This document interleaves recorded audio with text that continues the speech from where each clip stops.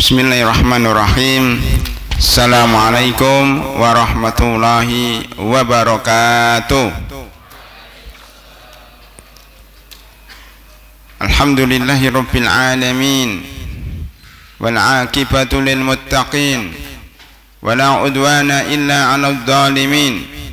Asyhadu an la ilaha illallah wahdahu la syarika lah, dzalika rabbul alamin. Wa asyhadu anna Muhammadan abduhu wa rasuluh arsalahu lahu bil huda wa dinil haqqi rahmatan lil alamin. Wassalatu wassalamu ala asrafil anbiya'i wal mursalin wa ala alihi wa sahbihi wat tabi'ina lahum bi ihsanin ila yaumiddin, summa amma ba'd. Hadirin dan hadirat jamaah salat maghrib Masjid Al-Islam Kampung Sawah yang kami hormati, alhamdulillah pada malam hari ini walaupun diiringi dengan mendung dan gerimis ya, kita masih dimudahkan Allah Subhanahu wa taala untuk hadir di masjid ini melaksanakan sholat maghrib berjamaah walaupun dalam musim pandemi ya. Dan dilanjutkan dengan kajian rutin setiap bulan ya, membahas tafsir surat Yusuf alaihissalam, dan sudah dibukukan dengan judul Kesabaran yang Indah, jilid pertama dari 5 jilid untuk tafsir surat Yusuf. Maka kami harapkan para jamaah terutama mahasiswa untuk bisa memperhatikan kajian ini. Mudah-mudahan buku ini atau kajian ini nanti diujikan ya di akhir tahun dengan materi tafsir ya, tapi tafsir surat Yusuf ya. Mudah-mudahan dengan ujian itu kita bisa lebih menghafal dan memahami kajian-kajian ini, apalagi ada kurikulumnya dan ada bukunya ya, tinggal semangat kita untuk belajar ya. Oleh karena itu harap diperhatikan, dan kita sudah masuk bab kelima. Dari berapa bab? Dari 18 bab. Di bab kelima berarti sudah 5 bulan. Artinya kalau 18 bab, berapa bulan lagi kita akan menyelesaikan buku ini? 18 dikurangi 5 sama dengan 13 bulan lagi. Kira-kira 1 tahun lagi insya Allah selesai dengan izin Allah Subhanahu wa taala jilid pertama. Kalau 5 jilid berapa? 5 tahun insya Allah akan selesai. Hari ini kita akan mengambil tema mengingat jasa nenek moyang. Mengingat jasa nenek moyang. Kita semuanya punya nenek moyang. Nenek moyang itu bukan maksudnya nenek saja, tapi juga kakek ya. Kakek nenek, kakek kita, bapaknya kakek, bapaknya kakek-kakek, nah, itu namanya kakek, buyut, terus atasnya lagi apa begitu sampai berapa keturunan. Nah, itu namanya nenek moyang ya. Orang tua kita yang terdahulu. Kita lahir di dunia ini dengan izin Allah Subhanahu wa taala melalui nenek moyang. Oleh karena itu kita tidak boleh melupakan jasa nenek moyang. Dalam bahasa kerennya tidak boleh melupakan sejarah, jas merah. Jangan lupa sejarah ya. Termasuk jangan lupa sejarah orang tua kita, keluarga kita. Ini akan dibacakan dalam surat Yusuf ayat 6.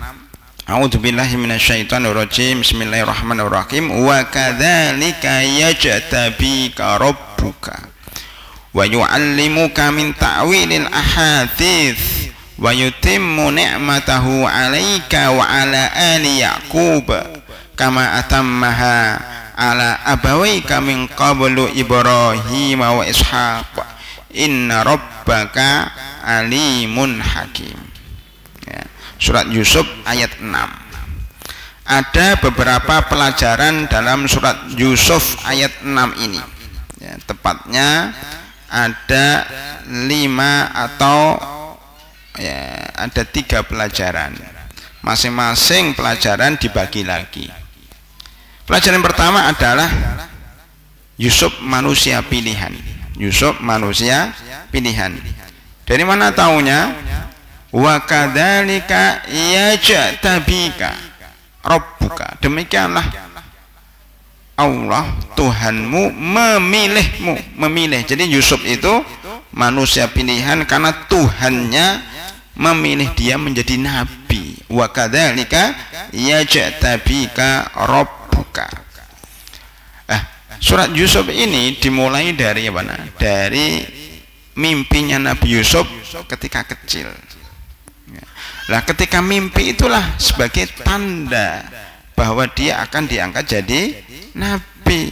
Sebagaimana Nabi Muhammad SAW sebelum jadi nabi ketika lahir sudah tanda-tandanya. Ada yang mengatakan bahwa ya rumah ketika lahir Nabi Muhammad SAW itu terang benderang. Ya, itu tanda bahwa ini manusia pilihan Allah. Ada yang mengatakan Khadijah radhiyallahu anha bermimpi ya, rumahnya kejatuhan bulan. Ya, itu cerita.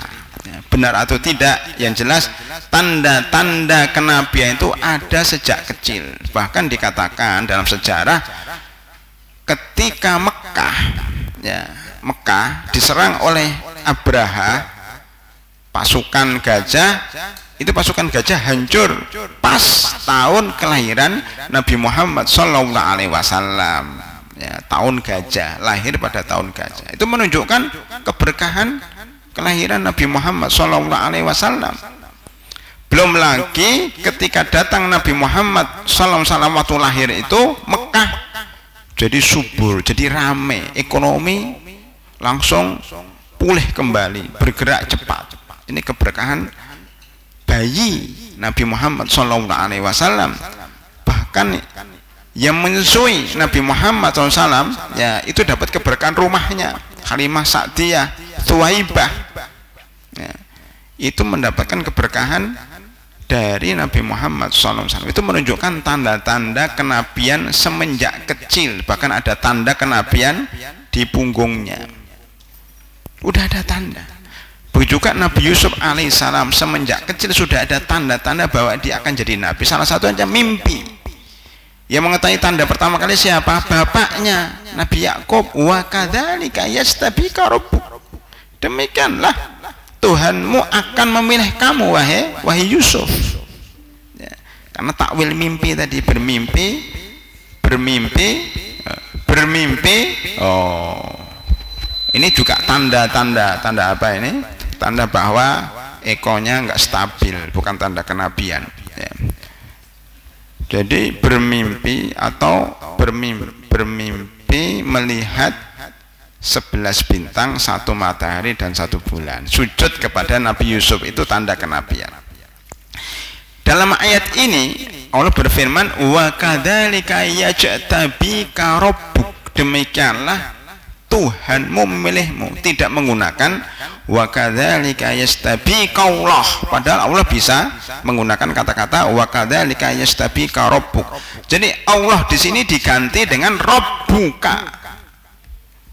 Bedanya apa? Allah itu dari ilah. Ilah itu sesuatu yang disembah, yang dimintai pertolongan, ya, yang dimintai bantuan. Iyyaka na'budu wa iyyaka nasta'in, namanya tauhid uluhiyah. Tapi kalau Rabbun artinya Allah yang menciptakan, yang menurunkan hujan, yang memberikan kesembuhan kepada kita semuanya, yang memberikan rezeki, itu Rabbun. Oleh karena itu ayat pertama yang turun apa? Para hadirin, Iqra bis Bismillah atau Bismirabbik? Yang benar Bismillah atau Bismirabbik? Kenapa Bismillahirrabbik enggak Bismillah? Kenapa? Kok diam semua? Tadi jawab semua, sekarang diam semua. Kenapa Bismillahirrabbik enggak Bismillah? Karena zaman dahulu orang Quraisy tidak paham Allah itu siapa. nggak paham. Ya. Makanya kemudian menggunakan kata-kata Rabbik, ya, Bismi Rabbik, dengan nama Tuhanmu, untuk mengesankan bahwa bacalah wahai Muhammad dengan nama Tuhanmu, Tuhan yang apa? Yang apa? Bismi Rabbikal ladzi khalaq, yang mencipta. Bukan Bismillahilladzi khalaq, tapi Bismi Rabbikal ladzi khalaq. Khalaqal insana min 'alaq. Jadi untuk mengenal Allah itu kita harus mengenal ciptaannya. Jadi itu cara mengenalkan Allah, atau cara Allah mengenalkan dirinya kepada makhluknya, yaitu mengenalkan ciptaannya. Bacalah dengan nama Tuhanmu yang mencipta.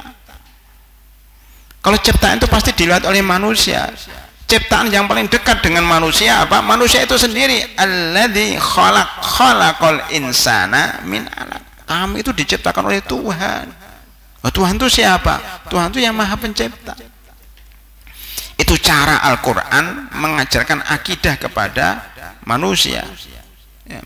Makanya di dalam surah Al-Baqarah ayat 21 disebutkan, ya ayyuhan nasu ubudullah, atau ubudu apa? Ubudu rabbakumul ladzi khalaqakum. Jadi kalau ada ayat-ayat Rabbun, Rabbuka, Rabbakum, itu biasanya turun di mana? Turun di Mekah. Bukan turun ke bawah, turun di Mekah. Turun ke bawah. Kamu yang turun ke bawah. Turun di Mekah. Kalau menggunakan lafaz Allah, itu turun di mana? Di Madinah. Ya, Iqra bismi rabbikal ladzi khalaq. Ya ayyuhan nas, ubudu rabbakumul ladzi khalaqakum. Ya.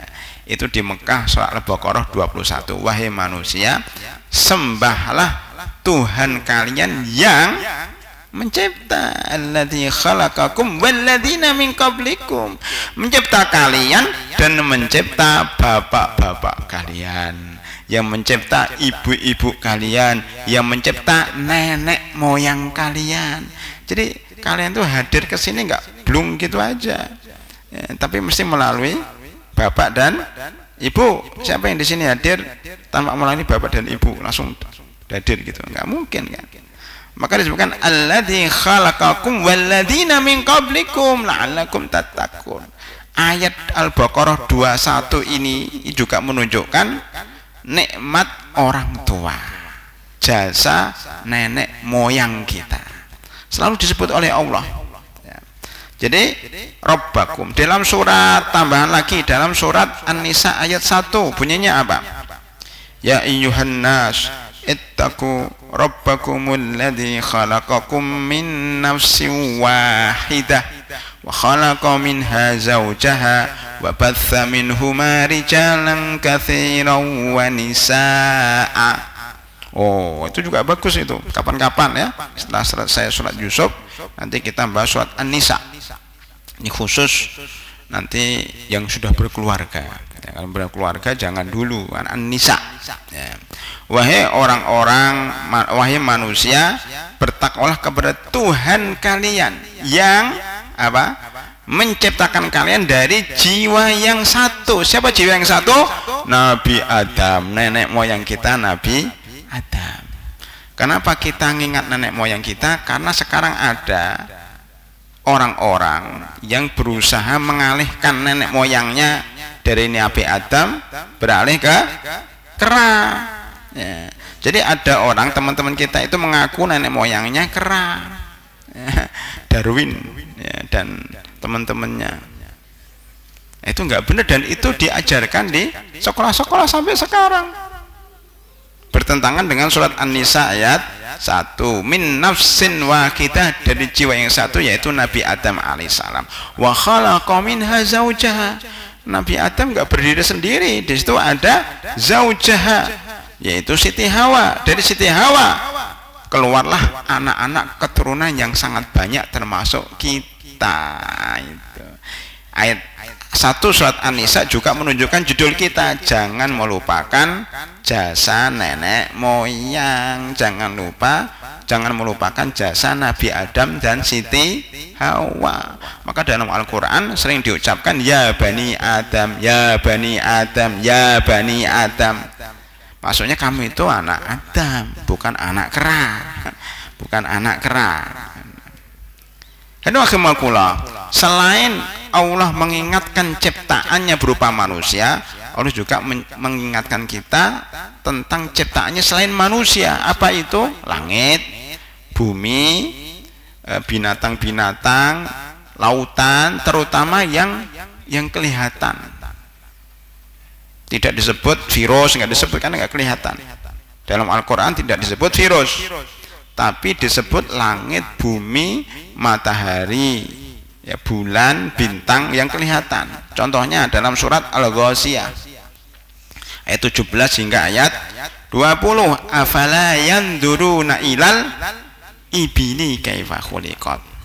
Apakah mereka tidak melihat unta bagaimana diciptakan? Ada yang bertanya, kenapa unta Ustadz? Karena orang Arab itu yang tahu, mereka itu taunya binatang yang paling besar dan paling tinggi adalah unta, bukan dinosaurus. Seandainya ada dinosaurus pada waktu itu, mungkin firmannya beda. Afala yanduruna ila dinosaurus kaifa khuliqat. Menunjukkan dinosaurus itu mungkin nggak ada. Yang pernah lihat dinosaurus paling di film, ya nggak ada deh nampaknya nggak ada. Yang ada unta. Minimal orang Arab nggak kenal, mungkin orang Indonesia kenal. Memang di Indonesia ada dinosaurus, nggak ada juga kan? Coba ke Ragunan sana, nggak ada dinosaurus, nggak tahu itu yang menciptakan dinosaurus pertama kali siapa itu, ya, unta. Apakah mereka tidak melihat unta? Kenapa unta? Karena binatang yang paling gede dan paling kelihatan itu unta. Kemudian apalagi wa ilas sama'i kaifa rufi'at, langit bagaimana ditinggikan, wa ilal jibali kaifa nusibat, gunung dilihat oleh orang awam, orang Badui, orang kampung, lihat semua gunung itu. Wa ilal ardi kaifa sutihat, dan kepada bumi bagaimana dihamparkan oleh Allah. Itu sebenarnya mengingatkan Allah. Makanya orang Badui itu masuk Islam dan percaya kepada Allah karena melihat ciptaan-ciptaan yang sangat besar. Ini nggak mungkin ini ada sendiri, pasti ada yang menciptakan. Nah, itu cara Allah mengiring kepada tauhid, yaitu dilihatkan ciptaannya. Begitulah Allah berfirman, wa kadzalika yajtabika rabbuka, wahai Yusuf, yang milih kamu itu Tuhanmu, Tuhan yang menciptakanmu, Tuhan yang menciptakan bapakmu yaitu Yakub alaihissalam, yang menciptakan bapakmu, kakekmu yaitu Nabi Ishak, Nabi Ibrahim. Nah, begitu. Itu cara mensyukuri nikmat. Cara mensyukuri nikmat Allah, syukurilah nikmat orang tua, syukurilah nikmat kakek, nikmat buyut, ya, nikmat nenek moyang kita ke atas sampai Nabi Adam alaihissalam. Selesai penggalan ayat pertama, wa kadzalika yajtabika rabbuka. Bagian dua, Allah itu ketika memilih seseorang, apalagi memilih jadi nabi, pasti diberi perangkat, pasti diberi perangkat. Maksudnya begini, kalau seseorang mengutus, maunya pondok pesantren Al-Islam mengutus mahasiswanya ikut lomba musabaqah Al-Quran dan hadis, ya, soal hari Senin sampai hari Kamis, itu pasti diberi perangkat. Apa perangkatnya? Diberi surat rekomendasi bahwa mahasiswa ini berasal dari pesantren Al-Islam.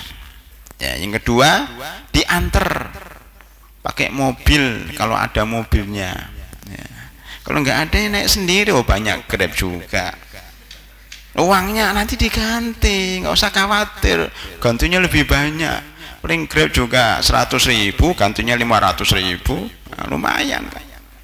Ditempatkan di hotel, alhamdulillah diberi makan. Tapi makannya nggak kayak Al-Islam, beda. Jadi ketika diutus itu enggak ditelantarkan, pasti diberi tempat, di tempat tidur, diberi makanan, sampai dia pulang dijaga. Itu logikanya, analoginya seperti itu para hadirin.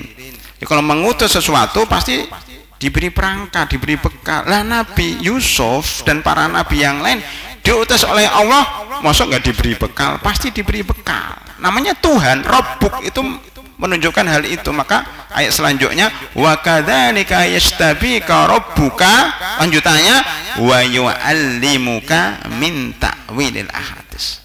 Atau diartikan begini, salah satu bukti bahwa Allah memilih Anda wahai Yusuf sebagai nabi, Anda diajari ilmu takwil mimpi. Maka takwil mimpi itu adalah mukjizat Nabi Yusuf, bukti surat rekomendasi bahwa ini nabi, gitu loh. Kayak tadi itu, mana buktinya bahwa Anda adalah utusan pondok pesantren Al-Islam? Ini surat rekomendasi tanda tangan mudir, ini jelas ada stempelnya.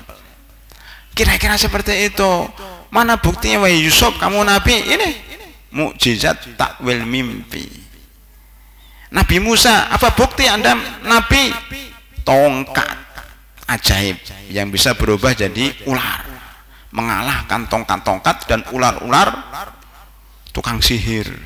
Nabi Isa, apa bukti Anda jadi nabi wahai Isa? Buktinya saya bisa menyembuhkan penyakit-penyakit, baik yang menular maupun yang tidak menular, termasuk virus 19. Pada zaman Nabi Isa akan bisa disembuhkan dengan mengusap saja sembuh semuanya. Pada zaman Nabi Isa alaihissalam, ya. Pada zaman Nabi Muhammad apa buktinya? Al-Quran. Ini bukti bahwa Nabi Muhammad adalah seorang nabi. Kenapa beda-beda mukjizatnya Ustadz? Beda karena ya, para nabi itu memahami fikih waqi'. Al-Islam itu kan syiarnya memahami fikih dalil dan fikih waqi'. Fikih dalil, memahami dalil dan memahami realita. Islam itu sesuai dengan realita. Pada zaman Nabi Yusuf yang sedang viral di medsos apa? Takwil mimpi. Takwil, jadi banyak orang dukun-dukun itu mentakwilkan mimpi-mimpi. Jadi kalau Anda buka WA pasti ada tulisannya takwil mimpi, takwil mimpi. Jadi di mana-mana. Nabi Yusuf itu datang dalam keadaan Mesir itu terkenal dengan ahli-ahli takwil mimpi. Loh, kalau Yusuf alaihissalam datang ke Mesir, orang lagi membicarakan takwil mimpi, tiba-tiba membawa Al-Quran, ya nggak ditengok, nggak zamannya. Atau Nabi Yusuf bawa tongkat, ya semuanya bicara takwil mimpi, saya bicara tongkat, nggak ditengok orang. Ngapain tongkat? Ini takwil mimpi kamu bicara tongkat, ya. Jadi Nabi Yusuf mukjizatnya apa? Takwil mimpi disesuaikan dengan sesuatu yang viral, yang rame dibicarakan orang zaman itu, para tokoh-tokohnya, para ulama-ulamanya, ya, cerdik cendekiawannya itu bicara masalah takwil mimpi. Tiba-tiba datang Yusuf membawa takwil mimpi yang hebat, yang bisa mengalahkan takwil mimpi seluruh ahli di Mesir, untuk membuktikan ini bukan orang biasa, ini nabi. Nah, kalau Nabi Musa, zaman Nabi Musa, setelah itu kan Nabi Yusuf dan Nabi Musa itu sudah nggak ada takwil mimpi, yang ada apa? Tukang sihir, tenun, ya. Kemudian apa namanya, semacam ya sihir-sihir gitulah, jampi-jampi sihir. Makanya Nabi Musa datang bawa tongkat ajaib yang bisa berubah jadi ular. Buktinya apa? Dia dilawan oleh tukang-tukang sihir dengan ular. Nah, makanya tongkatnya berubah jadi ular. Begitu. Maka kemudian dipercaya oleh Bani Israel. Nabi Isa yang lagi viral pengobatan. Kalau zaman sekarang tip nabawi, herbal. Ya. Jadi zaman Nabi Isa itu orang suka pengobatan. Datanglah Nabi Isa membawa mukjizat pengobatan. bisa menyembuhkan orang buta, bisa menyembuhkan orang bisu, bisa menyembuhkan orang yang sakit kusta, bisa menyembuhkan berbagai macam penyakit, bahkan bisa menghidupkan orang yang mati dengan izin Allah Subhanahu wa taala. Begitu seterusnya. Lah pada zaman Nabi Muhammad SAW yang lagi viral apa? Soal sastra. Ya, syair-syair, puisi-puisi, ya pantun-pantun itu yang dibanggakan orang kafir Quraisy. Maka datanglah Nabi Muhammad dengan mukjizat Al-Quran. Coba kalau zaman Quraisy bawa tongkat, sudahlah. Nabi apa bawa tongkat? Nggak ada urusan. Zaman Nabi tongkat nggak laku. Ya, sudah nggak laku karena yang laku syair. Begitu seterusnya. Jadi mukjizat setiap Nabi ini disesuaikan dengan keadaan masyarakat yang dia utus. Itu mungkin tafsir ya, salah satu tafsir daripada surat Ibrahim ayat 4 itu, wa ma arsalna min qablika mir rasulun illa bilisani qaumihi liyubayyina lahum. Tidaklah kami mengutus seorang rasul pun kecuali dengan lisan kaumnya, dengan bahasa masyarakatnya. Nah itulah yang diambil para ulama. Kenapa khutbah Jumat pakai bahasa Indonesia, pakai bahasa Arab ngantuk semua. Walaupun ada sebagian madhab pengikut madhab Syafi'i masih pakai bahasa Arab. Khutbahnya baca pakai bahasa Arab, khotibnya nggak paham, apalagi makmumnya. Makanya dibolehkan menggunakan khutbah pakai bahasa Indonesia karena bilisani kaumi, maksudnya setiap nabi itu diutus disesuaikan dengan bahasa kaumnya. Itulah kelenturan Islam. Ajaran Islam itu disesuaikan dengan keadaan masyarakat di setiap zaman, di setiap tempat. Jadi nggak sama. Yang nggak sama antara fatwa-fatwa yang ada di Saudi Arabia dengan fatwa yang ada di Indonesia. Ada kesamaan ya secara umum, tapi rinciannya beda-beda. Makanya di Saudi Arabia tidak ada namanya kopiah nasional, kayak ini nggak ada. Ini kita di Indonesia ya, bukan di Arab. Kalau di Arab pakai yang putih itu, ya kan? Boleh nggak pakai kopiah? Boleh. Jangan katakan ini nggak sesuai dengan sunnah Nabi Muhammad SAW. Ada orang yang tidak mau sholat di atas karpet karena tidak ada pada zaman Nabi Muhammad SAW. Sholatnya di mana? Sholatnya di atas tanah. Katanya sunnahnya itu sholat di atas tanah seperti Nabi Muhammad SAW, dan pakai sandal sholatnya karena Nabi pakai sandal. Ketika kita teliti sholatnya pakai sandal jepit cap swallow. Lah swallow itu nggak ada pada zaman Nabi. Katanya ngikut Nabi, sandal jepitnya swallow, bajunya baju koko buatan Cina, ya kopiahnya kopiah hitam. Ya mana? Jadi memahami sunnah itu terbalik-balik. Terus habis itu mengatakan saya ngikuti sunnah, sholatnya di atas tanah. Tanah mana? Tanah kampung sawah. Beda dengan tanah Arab. Ya, itu salah dalam memahami Islam. Ya. Jadi rahimakumullah, itu mukjizat. Makanya saya sebutkan di sini ilmu takwil mimpi. Wa yu'allimuka min ta'wilil ahadits, dan mengajari kamu sebagian takwil mimpi, ilmu takwil mimpi. Sekarang kan kita bahas sedikit tentang apa maksud takwilul ahadits. Ada 4 pendapat. Pertama, takwil ahadits maksudnya takwil mimpi. Ini pendapat mayoritas ahli tafsir. Takwil mimpi. Mimpi takwil itu daripada awala. Awala itu artinya ya mentakwilkan, ya, atau mengatakan bahwa itu sesuatu yang terakhir awal, ya, mentakwilkan. Mimpi disebut dengan hadis, ahadis, karena mimpi itu sering disampaikan. Jadi kalau orang bermimpi, ada nggak yang tadi malam mahasiswa mimpi makan rendang? Ada nggak? Makan daging rendang. Saking nggak pernah makan daging, itu sampai mimpi. Ya. Dia sekali wah saya mimpi makan daging rendang, mungkin Islam itu besok pagi mau dimasakkan daging dibicarakan kepada seluruh teman-temannya, disebut mimpi karena sering dibicarakan. Nah, disebut mimpi karena sering dibicarakan dan diceritakan. Pasti deh bapak-bapak yang hadir, ibu-ibu yang hadir itu juga kalau punya mimpi mesti diceritakan. Saya mimpi bagus, saya mimpi begini, saya mimpi ya dapat berkah, saya mesti begitu ya.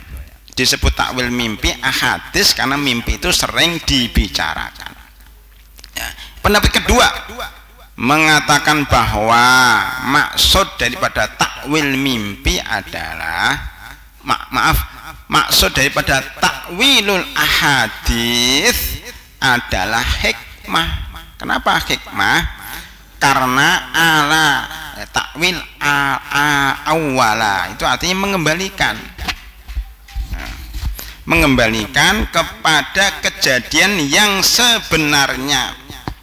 Ya, takwil itu diartikan mengembalikan kejadian-kejadian kepada alasan dan penyebabnya, yang kemudian hadis itu kejadian ya. Hadis itu diartikan kejadian hadis. Kalau dalam bahasa Arab kecelakaan lalu lintas diartikan apa? Hadisatus sayyarah. Ya, tabrakan. Hadis itu kejadian. Hadis sesuatu yang baru. Makanya baru terjadi. Jadi artinya yang kedua ini takwil al-ahadits artinya mengembalikan kejadian-kejadian pada penyebabnya. Orang menyebutnya hikmah. Hikmah itu memahami sebuah kejadian sesuai dengan hakikatnya. Pendapat ketiga, takwilul ahadits adalah ilmu tentang kitab ya, ilmu tentang perkataan Allah dan perkataan Rasul. Kenapa disebut dengan takwilul ahadits? Ahadits itu sesuatu yang dibicarakan, membicarakan tentang firman Allah dan sabda Nabi, namanya hadis. Saya itu bicara hari ini, bicara di podium ini, bicara tentang hadis, tentang Al-Quran, qala Allah wa qala Rasul. Nah, itu namanya hadis juga. Maka para ulama tafsir itu membahas masalah hadis. Oh, hadis itu artinya mimpi karena mimpi sering dibicarakan. Kedua, hadis itu kejadian. Ketiga, hadis itu perkataan Allah dan Rasulnya. Fabi ayyi hadisin ba'dahu yu'minun, surat Al-A'raf ayat 185. Fabi ayyi hadisin ba'dahu yu'minun. Fabi ayyi hadisin, hadis mana? Firman mana setelah Al-Quran kamu dustakan? Fabi ayyi hadisin ba'dahu yu'minun.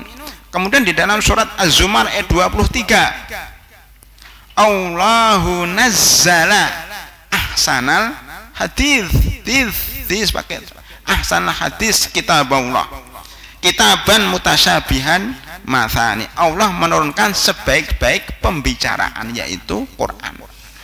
Jadi kalau di sini disimpulkan Nabi Yusuf itu dibekali ilmu Al-Quran, maksudnya ilmu firman Allah. Waktu itu belum ada Al-Quran, tapi firman Allah. Hadis, takwil wal hadis berarti ilmu tentang firman Allah, kayak Al-Quran. Jadi kalau kita tafsirkan tadi, Nabi Yusuf setelah dipilih Nabi diajari ilmu takwil mimpi karena dibicarakan. Terus mimpi itu yang kedua diajari hikmah, mengetahui sebuah kejadian sesuai dengan hakikatnya. Yang ketiga, atau diajari yang namanya firman Allah, hadis. Wabi ayyi hadisin ba'dahu yu'minun. Allahu nazzala ahsanal haditsi kitaban mutasabihan mathani. Az-Zumar ayat 23. Yang terakhir ya, sebelum adzan Isya, pendapat yang keempat, maksud dari takwilul ahadits adalah apa? Mengatakan bahwa takwilul ahadits artinya sejarah masa lalu atau kitab-kitab suci dengan dalil-dalil tauhid. Karena hadis itu artinya kejadian masa lalu. Jadi begini, kalau digabung, memang Nabi Yusuf punya ilmu takwil mimpi yang utama ya. Tetapi bukan hanya takwil mimpi saja, dia mempunyai ilmu lain seperti apa? Ilmu tentang firman Allah, ilmu tentang hikmah. Kalau dalam bahasa kita tahu namanya ilmu psikologi, ilmu sosiologi, ilmu antropologi, ilmu geologi. Nah, yang ada giginya semuanya itu. Nah, itu tahu Nabi Yusuf ya, karena itu hikmah. Yang terakhir dia tahu ilmu sejarah masa lalu. Kalau nggak percaya nanti pada ketika Nabi Yusuf di penjara itu cerita kepada teman dua temannya di penjara, dulu bapakku begini, kami punya bapak, punya kakek, punya buyut namanya Ishak, namanya Yakub, Ishak, Ibrahim, semuanya itu mengajarkan tentang tauhid. Begitu dulu orang-orang dulu nyembah berhala, jadi tahu sejarah. Maka saya kepengen sebenarnya mahasiswa ini juga jangan buta sejarah. Nanti kapan kita ajarkan sejarah Majapahit, ya, sejarah Singosari, sejarah Mataram, ya, sejarah Pangeran Diponegoro, ya, Fatahillah, ya harus tahu. Ahmad Dahlan, Hasyim Asy'ari, kita harus tahu ya. Jangan sampai buta sejarah. Kalau kita nggak sejarah, kita akan dilindas oleh musuh-musuh. Harus tahu sejarah perjuangan umat Islam di Indonesia. Nah, itu ini namanya ta'wilul ahad. Nabi Yusuf tahu sejarah. Alhamdulillahirabbil alamin. Silakan adzan isya dulu, nanti kita lanjutkan pada bab berikutnya. Baik, hadirin rahimakumullah. Sebelum saya lanjutkan, yang ingin bertanya tolong disiapkan dulu. Insyaallah 3 penanya pertama akan dapat buku Kesabaran yang Indah. Ya, ini cepat-cepatan, fastabiqul khairat. Ya, disiapkan pertanyaan. Kita sampai kepada wa kadzalika yajtabika rabbuka wa yu'allimuka min ta'wilil ahadits.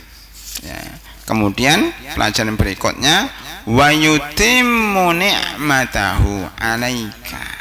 Diurut, jadi metode memahami Quran itu bisa dengan cara ngurutkan ayat, ya, ngurutkan setiap kata ayat.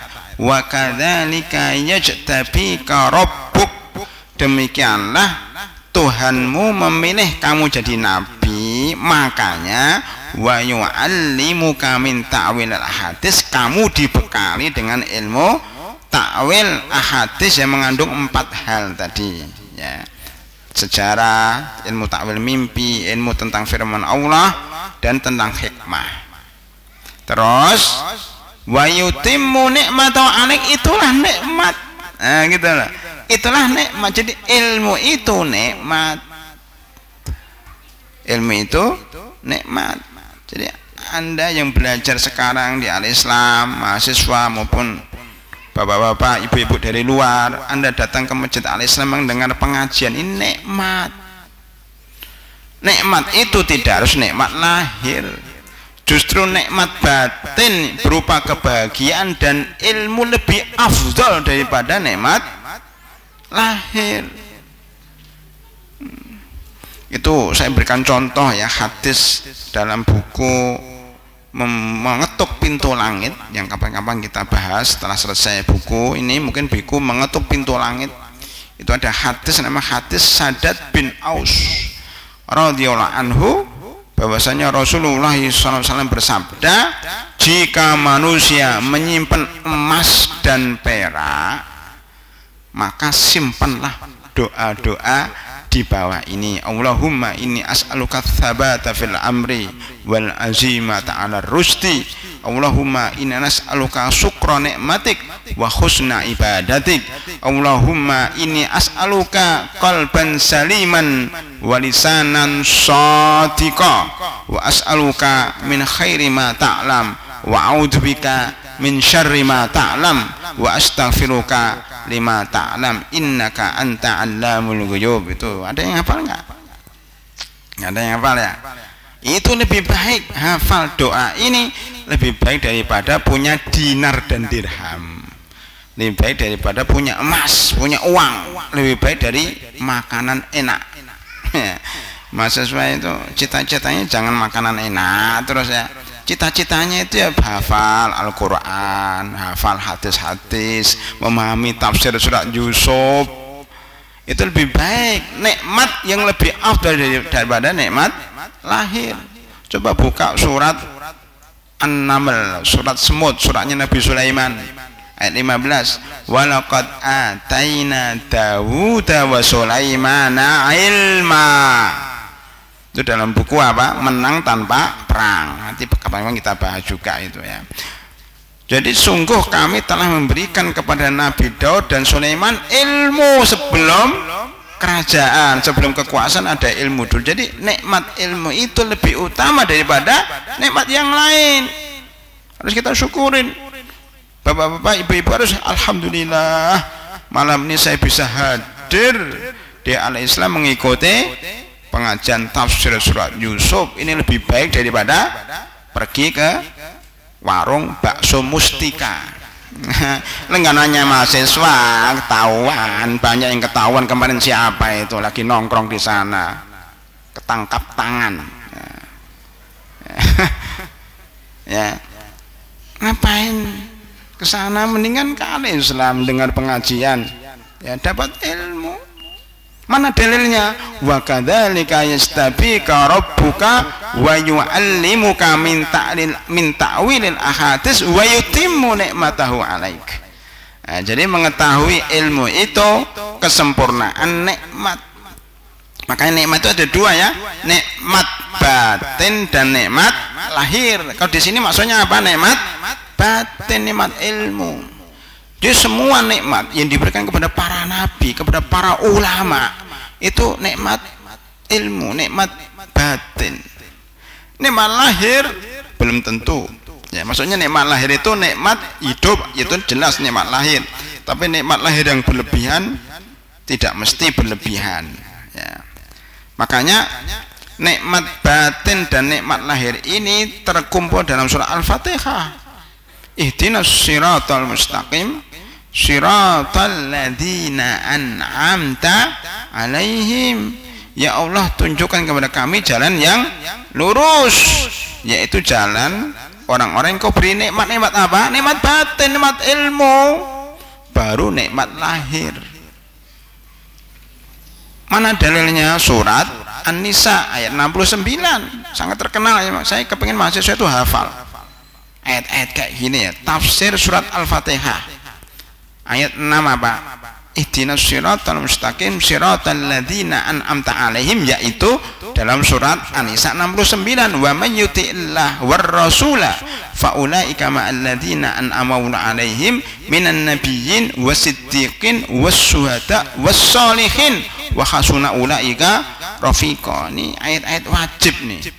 Mungkin mudah-mudahan ke depan kita nyusun ayat-ayat yang wajib dihafal mahasiswa, bukan menghafal urut tapi menghafal nomor ayatnya, menghafal, mengaitkan antara satu ayat dengan ayat yang lain yang minimal dimiliki oleh mahasiswa, salah satunya ini. Jadi harus hafal surat An-Nisa ayat berapa? 69. Jangan lupa ya, 4, 6, 9 itu kodenya. Surat keempat ayat 69 tafsir Al-Fatihah ya. Tafsir alladzina an'amta alaihim, orang-orang yang kau beri nikmat. Apa itu? Para siddiqin, para nabiyin, para siddiqin, para syuhada, para solihin. Itu yang dimaksud dalam Al-Fatihah itu 4 itu. Nikmat yang kau berikan kepada para nabi, para siddiqin, para syuhada, para solihin. Sekarang kita cek, apakah semua nabi kaya? Enggak.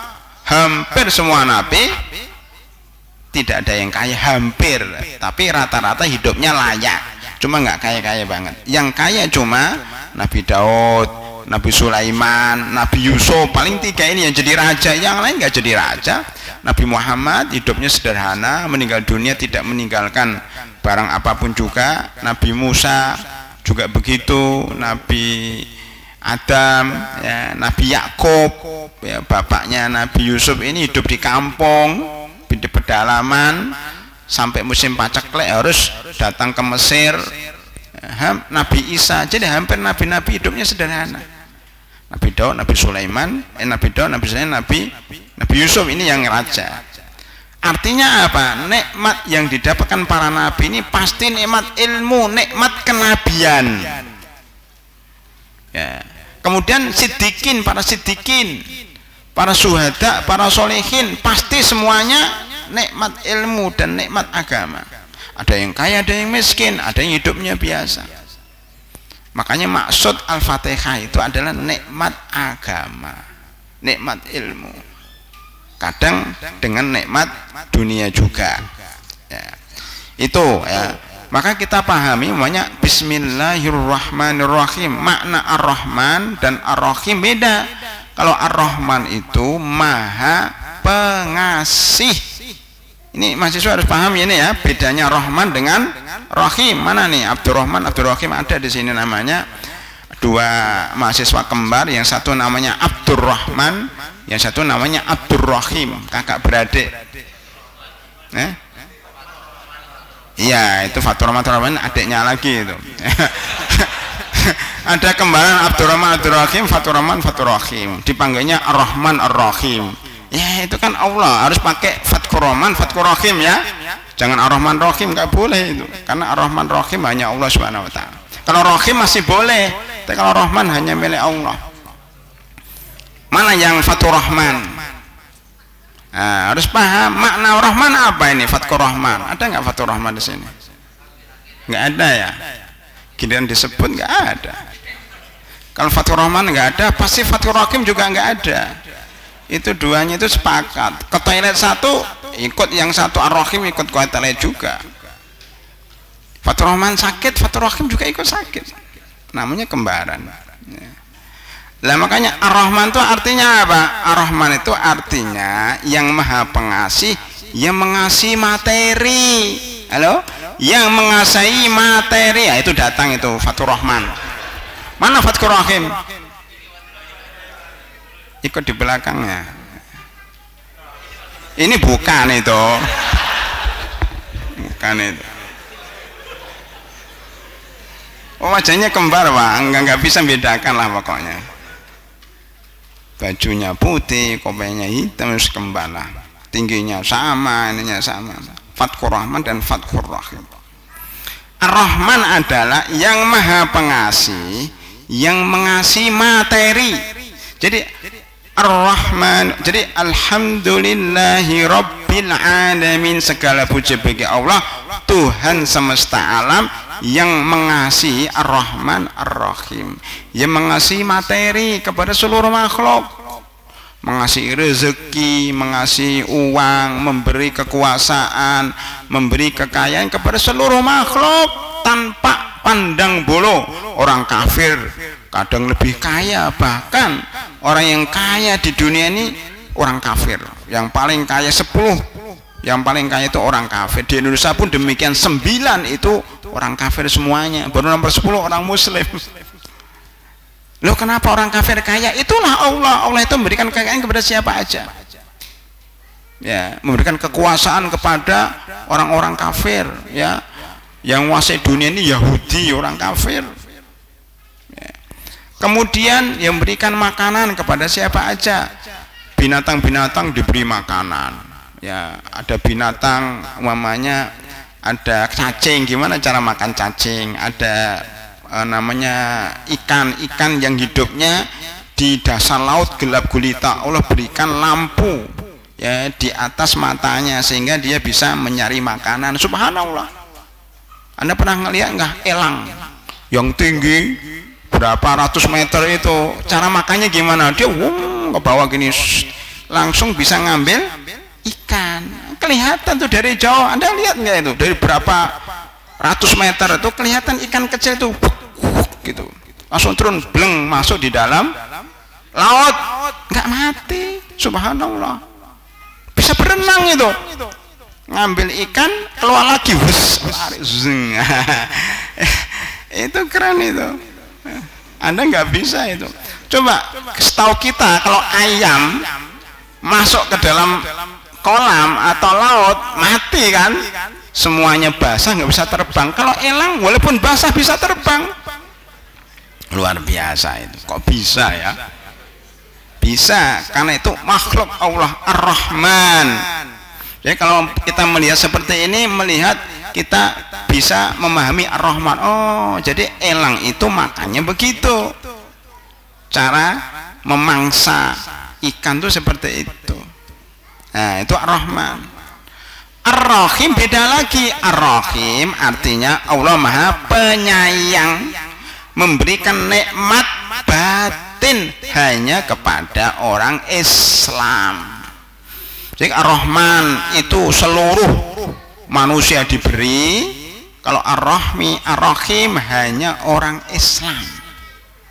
Itu diberi nikmat batin, tidak dimiliki oleh yang lain. Makanya disebut Maha Pengasih, mengasihi seluruh makhluk, Maha Penyayang, hanya menyayangi orang Islam.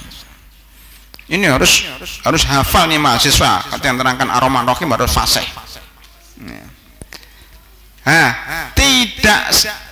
Tidak setiap yang dapat materi bahagia, tapi setiap yang dapat bahagia pasti diberi materi oleh Allah gitu loh. Tidak setiap Ar-Rahman itu Ar-Rahim, tapi yang dapat Ar-Rahim pasti dapat Ar-Rahman. Bisa dipahami ya? Jadi ihdinas siratal mustaqim siratal ladzina an'amta alaihim itu yang Rahim, maksudnya yang Allah berikan kasih sayang kepadanya. Jadi nikmat batin. Nah, Ar-Rahim itu nikmat batin. Kalau Ar-Rahman nikmat lahir. Lah kalau bisa orang Islam itu dapat dua-duanya, nikmat lahir dan batin. Ya, hidup di dunia ini kaya, punya mobil, ya, punya uang banyak, ya, kemudian punya ilmu, masuk surga. Di surga dapat bidadari. Itu namanya Rabbana atina fid dunya hasanah wa fil akhirati hasanah wa qina adzabannar.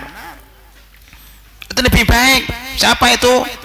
Nah, Abu Bakar Siddiq radhiyallahu anhu, saudagar kaya, ya kan? Anaknya dinikahi oleh Rasulullah sallallahu alaihi wasallam, Aisyah itu cantik itu. Udahlah cantik, istrinya Nabi, bapaknya Abu Bakar Siddiq dan masuk surga. Nah, itu contohnya, ya kan? Iya, itu fid dunya hasanah wa fil akhirati hasanah wa qina adzabannar. Siapa? Aisyah radhiyallahu anha, Abu Bakar Siddiq radhiyallahu anha, Utsman bin Affan. Utsman itu apa? Dua istrinya, anaknya Nabi Muhammad sallallahu alaihi wasallam, kaya raya, uangnya banyak, ya, tetapi masuk surga.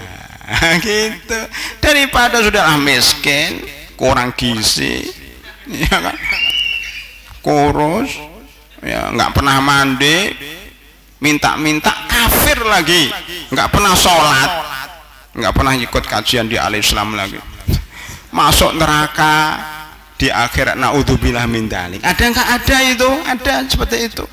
Di mana? Pada zaman Ibnu Hajar Al-Asqalani.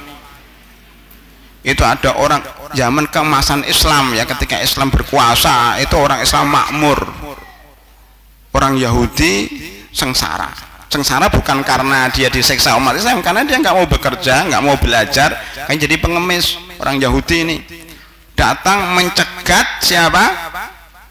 Ibnu Hajar Al-Asqalani, seorang ulama, ya, yang ahli hadis. Fathul Bari itu yang mengarang beliau itu. Sudahlah, dia ulama, bisa mentafsirkan, mensarah kitab Sahih Bukhari. Ulama kaya karena dia pakai kereta kencana, pakai kereta itu. Sekarang ya mobil lah, ya. Dicegat. Ibnu Hajar, bentar, saya mau nanya apa? Saya mau nanya hadis. Nanya hadis, ini orang Yahudi nanya hadis, anak Islam nggak nanya, orang Yahudi nanya hadis. Kata Nabi Muhammad, katanya ada hadis menyebut begini, ad-dunya sijnul mu'min wa jannatul kafir. Sijnul mu'min wa jannatul kafir. Dunia ini apa? Penjaranya orang beriman dan surganya orang kafir. Loh, kamu muslim, mukmin, kok naik kereta kencana, hidupnya mapan, uangnya banyak, karena waktu itu dia dekat dengan kekuasaan, ya. Saya orang Yahudi, orang kafir, Tapi kok miskin, minta-minta, ya nggak pernah mandi, kurang gizi. Nah, ini pengakuan orang Yahudi. Mana hadisnya? Berarti hadisnya salah dong. Kata orang Yahudi, hadisnya salah dong. Dunia itu penjaranya orang beriman dan surganya orang kafir. Nyatanya enggak. Kami enggak di surga, kami di neraka dunia. Kata Ibnu Hajar, bukan begitu maksudnya wahai orang Yahudi. Maksud dunia itu penjaranya orang beriman adalah bahwa orang beriman itu di dunia ini banyak aturan. Benar enggak? Yang pernah masuk penjara siapa? Saya pernah masuk penjara, beneran, penjara beneran. Di suatu tempat di negeri antah berantah. Memang banyak aturan. Kesana nggak boleh, kesana nggak boleh, kesana nggak boleh. Ya. Jadi banyak aturan. Jadi seperti mahasiswa ini di penjara juga, ya kan? Banyak di penjara suci, pondok pesantren tinggi al-Islam, ya kan, nulis gitu kan dalam bukunya, saya lagi di penjara suci. Banyak aturan, nggak boleh keluar malam, ya pengajian pakai seragam putih, makannya juga harus dibagi satu-satu, nggak boleh rebutan, tidurnya diatur. Anda itu di penjara suci. Ya, begitu. Orang Islam itu banyak seakan-akan di penjara. Itulah maksud ad-dunya jannat ad-dunya sijnul mu'min. Dunia itu penjara seorang mukmin karena banyak aturan dan kita ngikuti aturan, tidak bebas-bebas banget ngikuti aturan Allah. Banyak rambu-rambunya. Wa jannatul kafir, surganya orang kafir karena orang kafir itu tidak ada aturan. Semuanya bebas, ya, tidak ada yang haram bagi mereka. Babi dimakan, kecoa dimakan, tikus dimakan, itu kan begitu. Saya itu melihat gimana sih banget tikus dimakan, astagfirullahaladzim. Itu ada di video itu, orang sono seberang itu. Ngeri banget. Kita haram, kobais. Mereka berzina, mereka merampok, ya, mereka membunuh orang, minum khamar, berjudi, orang kafir semua itu. Nah, orang Yahudi ini begitu. Jadi maksudnya bukan itu. Orang Islam itu boleh kaya, ya, boleh punya uang, boleh menjadi pejabat, tetapi ada aturannya. Gitu. Kekayaannya juga caranya yang benar, tidak merampok, yang melalui bisnis yang halal. Dia menjabat pun tidak nyogok kanan, tidak nyogok kiri, kan gitu. Jadi begitu aturan orang beriman. Seperti Nabi Daud, Nabi Sulaiman, Nabi Yusuf, ya, Abu Bakar Siddiq, Utsman bin Affan, Umar bin Khattab, Ali bin Abi Thalib, Muawiyah, itu kan penguasa-penguasa tapi muslim. Nah, begitu. Jangan salah paham, ya.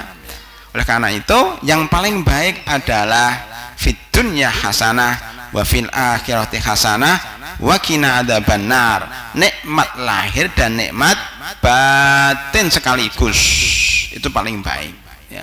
Seandainya nikmat lahir tidak begitu kentara, hidupnya pas-pasan, tetap aja nikmat. Karena nikmat itu akan menjadi nikmat kalau kita syukurin. Jadi bagi orang beriman semuanya nikmat. Itu, ya. Itu maksud daripada wa kadzalika yastabika rabbuka wa yu'allimuka min ta'wil ahadits wa yutimmu ni'matahu 'alaika. Nikmat ilmu dan nikmat kekuasaan setelah dapat ilmu, ya kan. Jadi yang menyebabkan dia kuasa itu karena dia berilmu. Ilmu 4 tadi, ta'wil al-hadits, tahu sejarah, membaca sejarah, tahu Quran dan sunnah. Kalau sekarang, ya, tahu tentang hikmah, akhirnya dia bisa masuk istana, belajar tentang kenegaraan selama di istana, dan akhirnya jadi menteri besar, perdana menteri yang menjadi amanat atau jadi tangan kanannya raja. Jadi raja itu menyerahkan kekuasaan Mesir kepada Nabi Yusuf alaihissalam. Maka ditafsirkan wa kadzalika yastabika rabbuka yu'allimuka min ta'wil ahadits wa yutimmu ni'matahu 'alaika, yaitu nikmat lahir dan nikmat batin. Mudah-mudahan yang hadir di sini, terutama mahasiswa, banyaklah belajar, banyaklah membaca, banyaklah mendengar. Insya Allah dapat nikmat ilmu dan nikmat dunia. Man arada dunya fa alaihi bil ilmi wa man arada al akhirah fa alaihi bil ilmi wa man aradahuma fa alaihi bil ilmi. Ini perkataan siapa? Ali bin Abi Thalib. Barang siapa kepengen dunia menggunakan ilmu, barang siapa kepengen akhirat menggunakan ilmu, barang siapa menggunakan keduanya harus menggunakan ilmu. Jadi apa saja harus pakai ilmu. Nah, ilmu Al-Quran dan ilmu dunia akhirat. Terus sekarang ayat selanjutnya, wa yu'allimuka min ta'wil hadis wa yutimmu ni'matahu 'alaika wa 'ala ali Yaqub.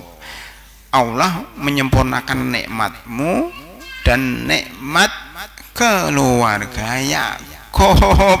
Jadi kalau dapat nikmat itu jangan dipek sendiri, ya tengah dongeng sendiri, enggak, dibagi-bagi, terutama kepada keluarganya. Makanya zakat itu yang paling baik kepada keluarga. Kalau kita punya uang ya, sebelum ke fakir miskin, sebelum ke mahasiswa, sebelum ke anak yatim, berikan kepada adiknya, kakaknya, orang tuanya, ya kerabatnya dulu, ya sebelum yang lain.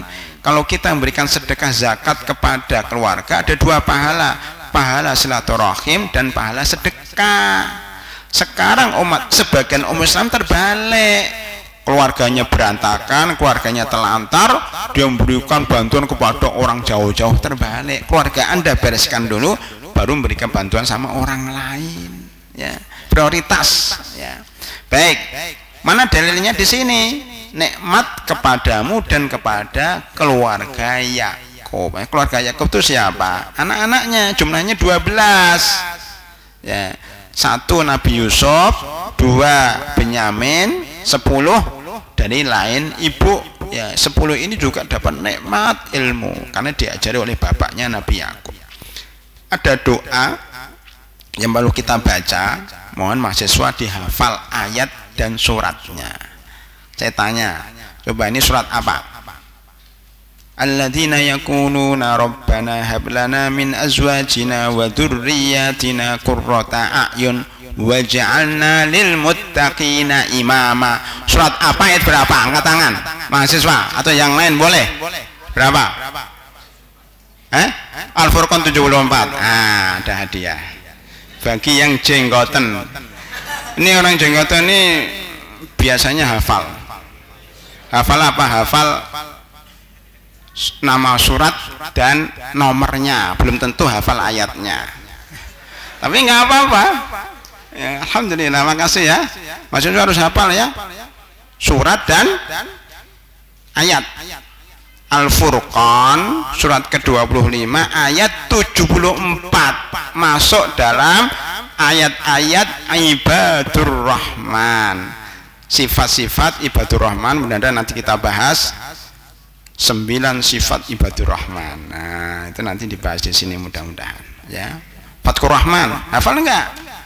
Ibadur rahman enggak hafal ayat ibadur rahman, ya. Surat Al-Furqan 74. Apa artinya? Orang-orang yang berkata, ya Tuhan kami, anugerahkan kepada kami istri-istri kami dan anak keturunan kami, kan, dan jadikan kami sebagai pemimpin orang-orang muttaqin. Jadi kepada kami dan kepada keluarga kami. Tadi sudah kita sampaikan, nikmat bapak adalah nikmat kita, ada nikmat bapak, nikmat kita. Kita dapat nikmat disebarkan kepada keluarga dan kerabat. Yang ketiga, kama atammaha ala abawaika Ibrahima wa Ishaq, atau kama atamma ala abawaika min qablu Ibrahima wa Ishaq. Selain Nabi Yakub, Allah menyebut sebagaimana nikmat ini disempurnakan kepada nenek moyang kamu. Siapa itu?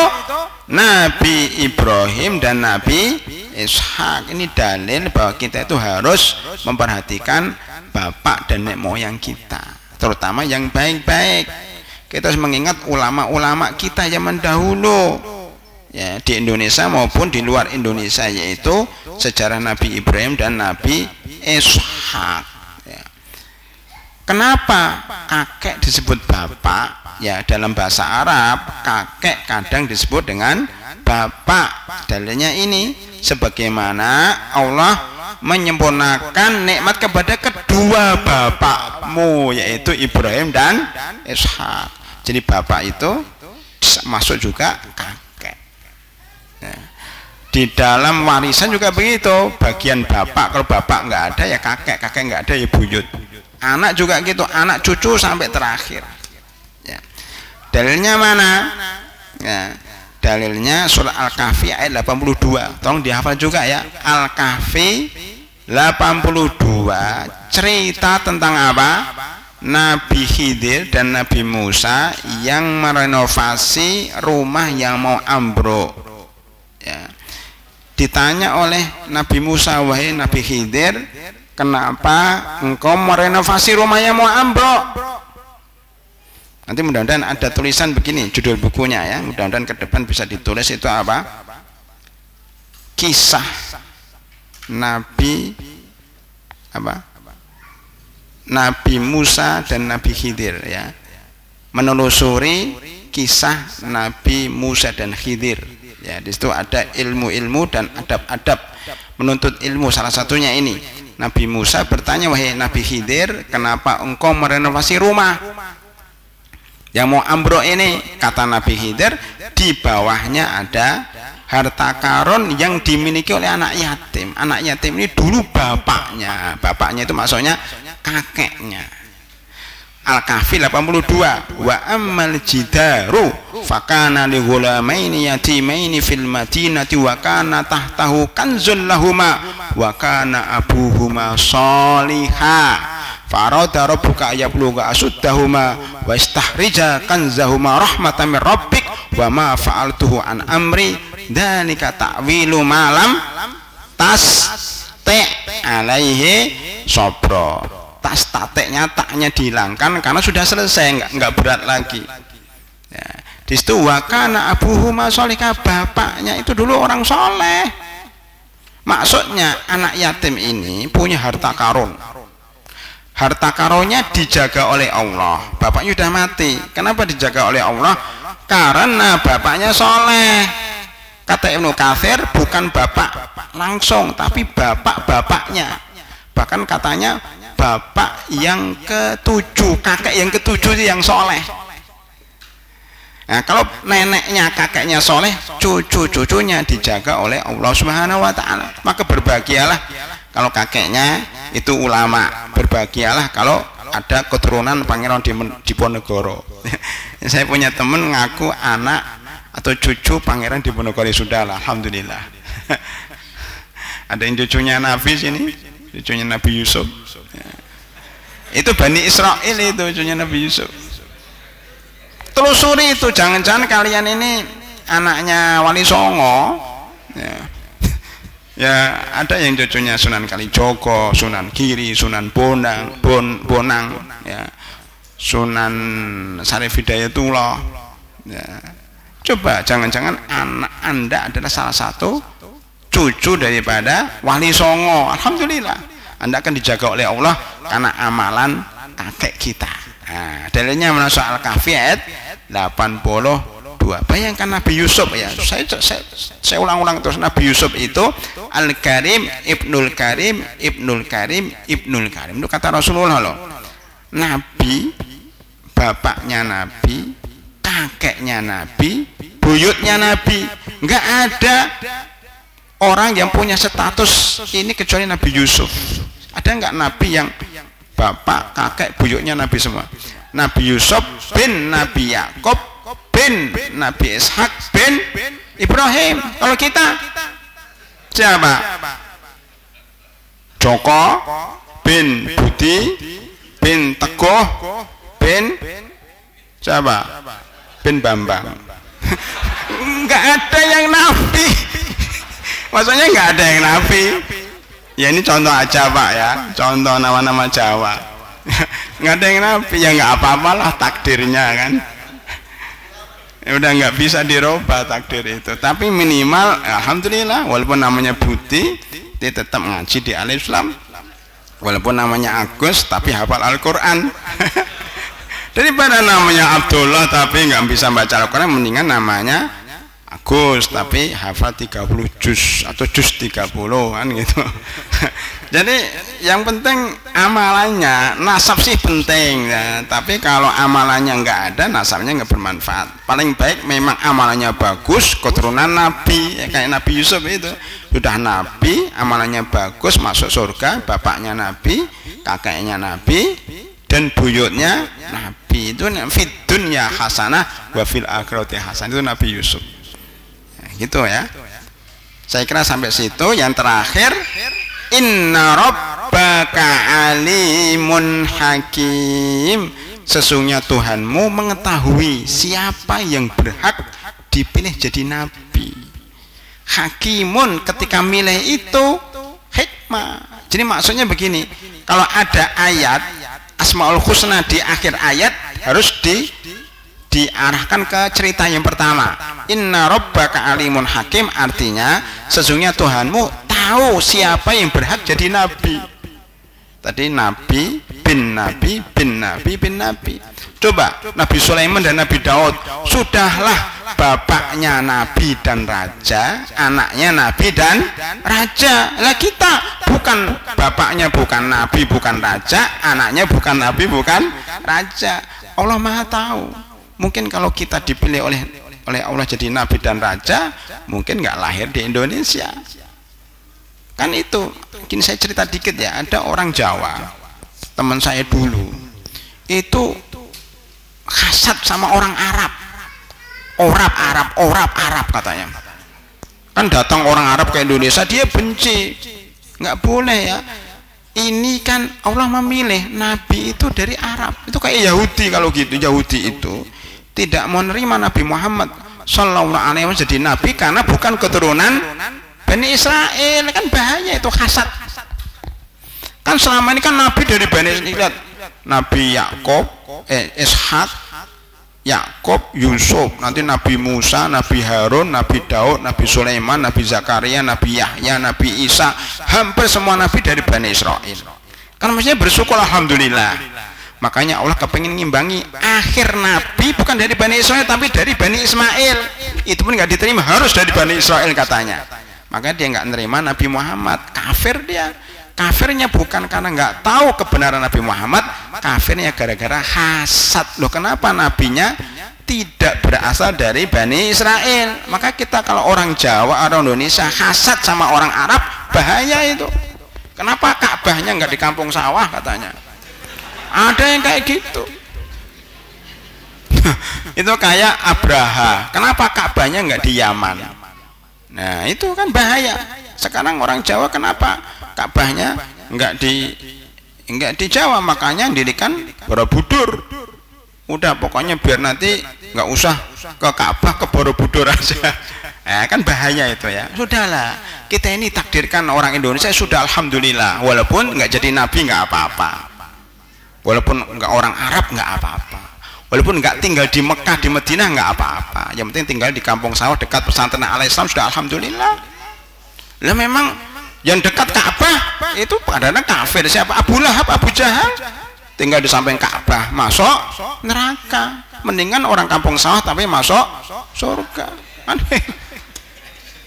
Bangga itu dengan Islam ya, bukan dengan keturunan. Tapi kalau ada orang punya Islam dan punya nasab, ya kita hormati Nabi Yusuf bin Nabi Yakub bin Nabi Ishak bin Nabi Ibrahim. Jadi innaullah alimun, Allah itu tahu siapa yang berhak jadi nabi, dari kalangan mana, dari bangsa mana, itu terserah Allah. Hakimun, pasti pilihannya penuh dengan hikmah. Hikmahnya apa? Kenapa para nabi dipilih di daerah Arab? Kenapa? Kenapa? Ada yang tahu nggak? Yang bisa jawab buat buku. Tapi kalau salah push up. Nggak ada yang berani. Pertama begini, ini tambahan saya sudah selesai tambahan untuk menerangkan alimun hakim ini ya. Pertama, kalau syariat Islam diturunkan di Bekasi, taruhlah ya, itu nggak laku. Kenapa? Di sini banyak air, banyak hujan, wudhu mudah, tayamum tuh nggak turun itu, nggak ada namanya syariat tayamum. Tayamum itu muncul karena di Arab nggak ada air, jadi tayamum begitu. Kalau di Indonesia nabinya mungkin wajib mandi setiap hari 2 kali, karena turunnya di Arab wajib mandi cuma seminggu sekali, hari Jumat saja. Jadi kasihan orang Arab suruh mandi sehari 2 kali nggak ada air. Jadi nggak bagus kalau Nabi dari Indonesia itu. Kemudian kalau Ka'bahnya di Bogor atau di itu kena banjir, kemudian gempa macam-macam, kena longsor. Makanya Ka'bah itu di Mekah itu tahu nggak, gunung itu dari batu semua, dari batu. Dan nggak gempa. Pernah dengar Mekah gempa? Nggak ada. Ya banjir ada, banjir gara-gara itu mungkin urusan teknis tentang apa penyaluran air ya. Tapi apa hakikatnya itu lembah yang sudah disengaja oleh Allah dibuat seperti itu, dikelilingi oleh gunung-gunung. Gunung itu penyeimbang sehingga nggak gempa, satu. Kedua, Dajjal nggak bisa masuk. Mau masuk Ka'bah lewat gunung batu dipukul nggak bisa, pecah kan. Coba kalau di Indonesia bisa itu dilangkai Dajjal ya. Semua kota akan dimasuki oleh Dajjal kecuali Mekah, itu nggak dimasuki Dajjal sama Medina ya, karena dikelilingi gunung. Banyak hikmahnya para hadirin rahimakumullah ya. Makanya alhamdulillah ya, Nabi dipilih dari orang Arab karena ribuan hikmah. Bahasa diambil dari bahasa Arab, sudah kita bahas di awal. Bahasa Arab itu mengandung makna yang luas. Bayangkan kalau nabinya pakai bahasa Indonesia, itu selalu diperbaiki ejaan baru, ejaan bahasa Indonesia, ejaan baru. Susah. Kalau bahasa Arab kan nggak ada ejaan baru, makanya bahasanya ada 15 apa sampai sekarang masih dipakai. Coba Anda baca bahasa Indonesia pada zaman kemerdekaan ya, itu kan bahasanya beda. Baca bukunya Buya Hamka, Pak Nasir, Soekarno, apa sih itu, buku-buku mereka itu bahasanya itu bahasa lama, beda dengan bahasa zaman sekarang. Itulah bahasa Arab. Bahasa Arab itu bahasa yang tidak berubah sampai hari kiamat. Sedang bahasa Indonesia selalu diperbaiki. Ejaan bahasa Indonesia, ejaan apa? Ejaan yang disempurnakan. Jadi disempurnakan itu karena nggak pernah sempurna bahasa Indonesia itu. Kalau bahasa Arab sudah sempurna, itu hikmahnya. Inna rabbaka alimun hakim. Wallahu a'lam bishawab. Pas jam 8, tambahannya 5 menit ya. Ada pertanyaan dari ibu-ibu ya, dapat hadiah buku ya. Ibu-ibu ini siapa, nggak ditulis namanya ya. Assalamualaikum warahmatullahi wabarakatuh. Secara umum para ulama mengkategorikan mimpi menjadi 3 kategori. Mimpi datangnya dari Allah, mimpi datangnya dari setan, mimpi datangnya dari angan-angan atau kegiatan di siang hari. Mohon dijelaskan. Alhamdulillah sudah dijelaskan bulan lalu, Ibu. Nah, berarti ini nggak datang yang nanya ini ya, nggak dapat nggak dapat hadiah buku kalau gitu. Ya dapat hadiah lah, kasihan ya. Dijelaskan dalam buku ini semua ya, dijelaskan dalam buku ini semua. Maka yang nanya soal dapat buku, baca sendiri ya, sudah dijelaskan, atau lihat di YouTube Al Islam ya. Judulnya apa ya, judulnya waktu itu apa, bab keberapa itu, indahnya mimpi apa, mimpi para nabi. Pada pertemuan yang lalu ya, mimpi para nabi, enggak 2 bulan yang lalu. Nah, ini enaknya kalau ada buku, ada kurikulum, bisa dirujuk bukunya, waktunya kapan, jamnya berapa, halaman berapa, ada semua ya. Bapak atau ibu nih nggak tahu nih ya, ini silahkan dapat 1 buku ya, silahkan dibaca. Nih, ini berikan sama yang bertanya ya. Jadi 1 kertas ditukar dengan 1 buku, kan enak ini. Alhamdulillah, itu nikmat iman dan Islam, nikmat ilmu. Assalamualaikum Ustadz. Tadi diberikan mukjizat. Oh, nabi diberikan mukjizat yang berbeda-beda. Bagaimana dengan ibadah? Ibadah apa ini? Misalnya di zaman kita ada sholat. Kalau di zaman dulu perbedaan ibadahnya apa, Ustadz? Jazakumullah khairan katsiran. Ya. Ini perempuan ini ya, dapat hadiah. Ya. Ini perempuan, saya sebut namanya. Ini kalau saya sebut namanya, mahasiswa pada nggak bisa tidur. Nah, ini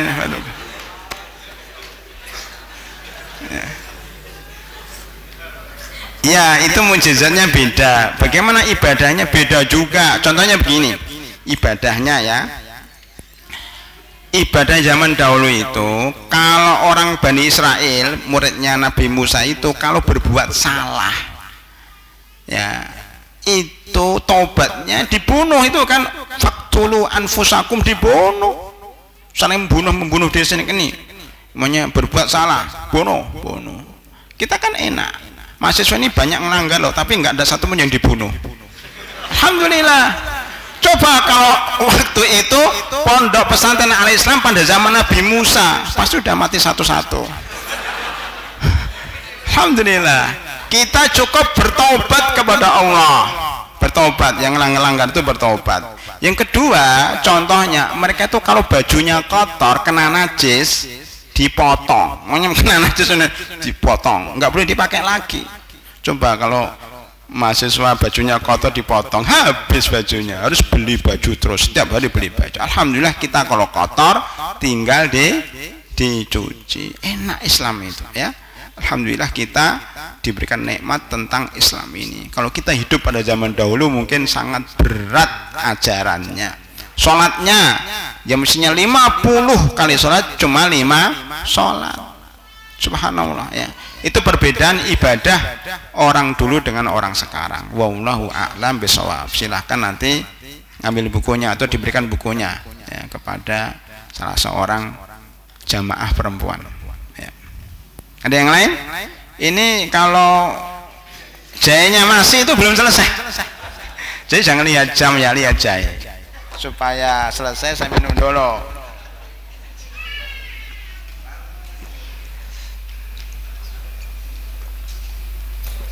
Boleh lihat saya minum. Tinggal dikit karena ada satu pertanyaan. Ya. Nah kan.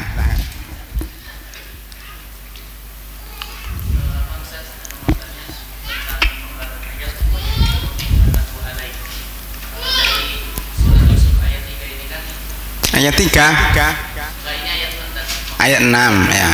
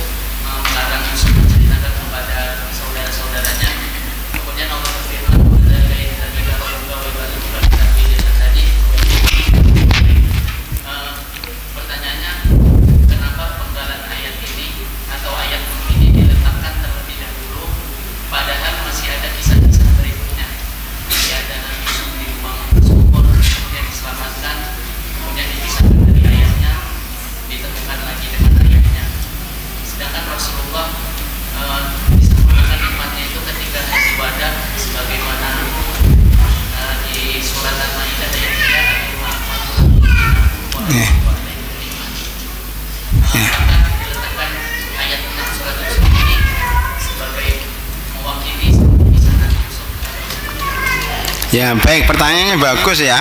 Mestinya ini yang paling berhak dapat hadiah. Cuma sayanya habis. Cuma saya kasihan, buku saya ini berkah insya Allah sudah saya buka kan. Nah ini untuk Anda. Bagus pertanyaannya ini. Tidak semua orang bisa bertanya seperti itu. Ya bagus. Apa pertanyaannya tadi coba?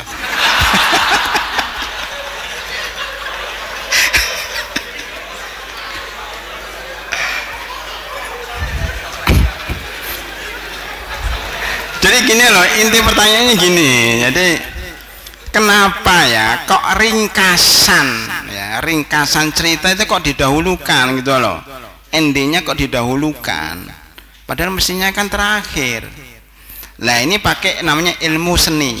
ilmu seni. Jadi kalau Anda membuat film, membuat cerita, membuat novel, di sini ada yang penulis novel enggak? Ya.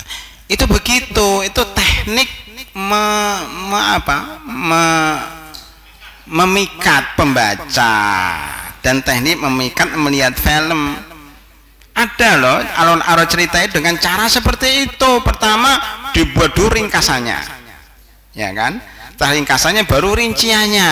Itu novel juga begitu, film-film juga begitu. Cerita ya, cerita itu ada dua cara. Pertama ya, dari cerita tidak ada endingnya, belum tergambar, biasanya kayak film detektif, itu bingung. Anda kalau mau lihat alur cerita intelijen itu bingung, musuhnya mana, kawannya mana, bingung, kadang-kadang nggak paham. Kalau orang nggak teliti nggak paham. Tapi kadang ringkasannya sudah ketahuan, oh ini lakonnya, ini sudah begitu. Cara Allah itu menceritakan Nabi Yusuf itu dengan cara memikat pembaca dan menyimpulkan sebelum dirinci. Walaupun di sini nggak mutlak, kan masih umum kan, demikianlah. Itu kan perkataan Nabi Yakub kepada Nabi Yusuf. Ini antara kita aja, kamu itu akan dipilih menjadi nabi, orang lain nggak tahu.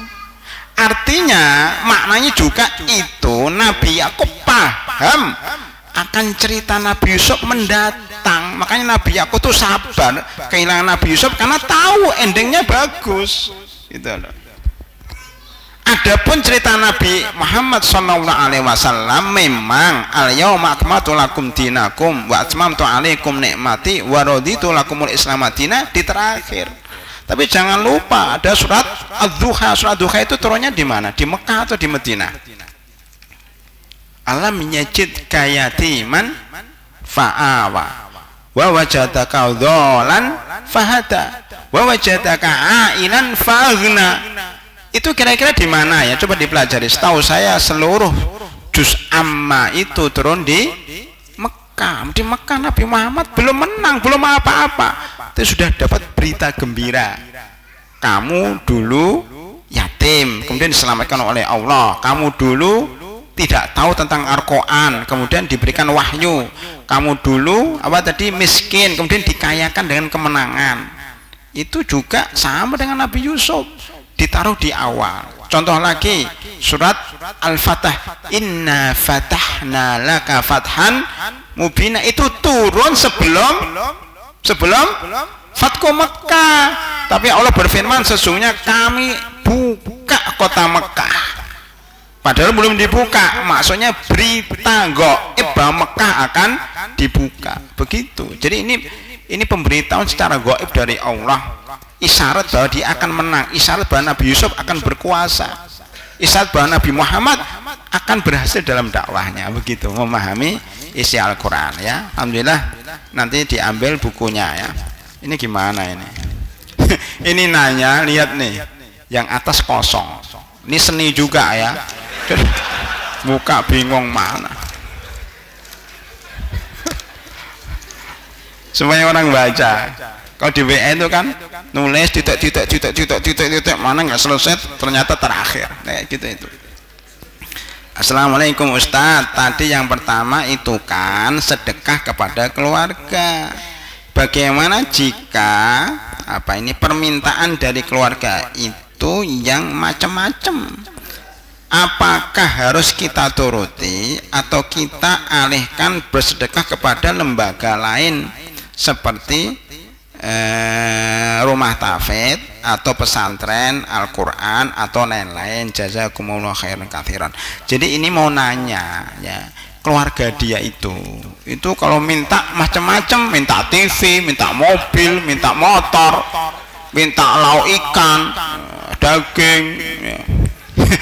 Itu apa kita turutin atau sebaiknya kita alihkan diinfakkan ke mahasiswa ya kan?